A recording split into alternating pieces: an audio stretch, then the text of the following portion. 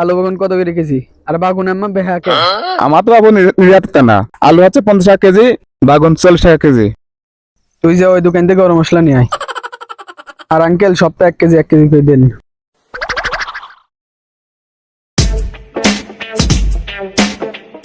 Uncle 20 টাকা গরম মশলা দেন তো।